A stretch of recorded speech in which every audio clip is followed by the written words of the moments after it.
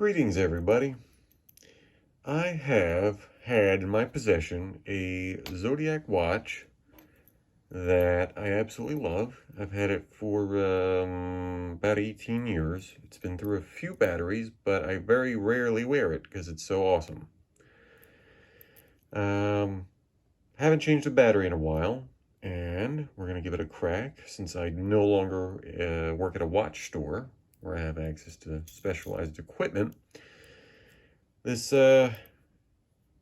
relatively simple do-it-yourself job took a turn for the worse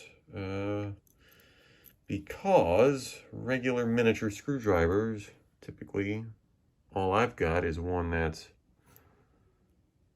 about that size.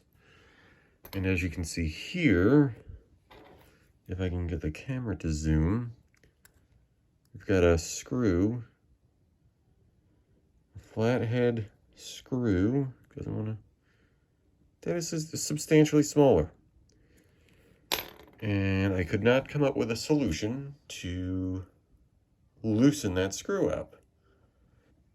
This might be do it at your own risk type material, but a razor blade of sorts out of a box cutter or utility knife seemed to work perfectly. So, with absolute care, as it just requires a little bit of force because a screw that size will not be torqued down incredibly hard. It allows me to get in just enough to get the screw loosened. So, I am gonna get this screw removed very carefully so I don't lose it, and I'm gonna get this battery swapped out. Once I get that screw out, I'll show you next to maybe a standardized object, just for comparative purposes. All right, as you can see, we've got the battery out. And here is this particular model took a $3.95, readily available at most drugstores and big box stores. So let's have a look at this screw. So that's about how big it is next to an Apple lightning cable. She's a pretty small one.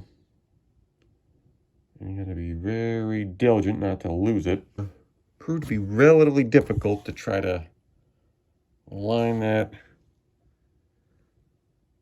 screw up while holding this little retaining piece here, which has a little bit of spring to it. So what I did was I applied a little bit of painter's tape to kind of at least get it roughly in position so that while I am fiddling with that tiny little screw, it doesn't go flying anywhere. Another thing to note is you may have a little bit of magnetism accumulated on some of your implements, whether it be your razor blade or your screwdriver. So just keep in mind that you're dealing with some delicate mechanisms, and you never know. You really don't want to put magnets around your watch. Anyway, so we're going to get this damn screw in now. Okay, so that worked, and we just had to reposition the tape a couple times as we got that screw inserted. And screws tightened down, and we're going to go ahead and remove that tape. Especially, you're going to want to be diligent in your application as to not get your tape on your little rubber O-ring. You don't want to compromise the integrity of the seal.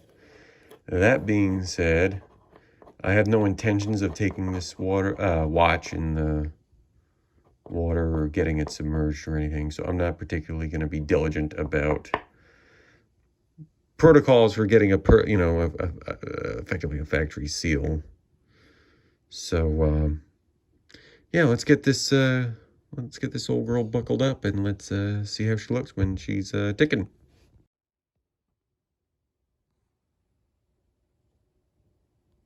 Ah, isn't that a sight for sore eyes?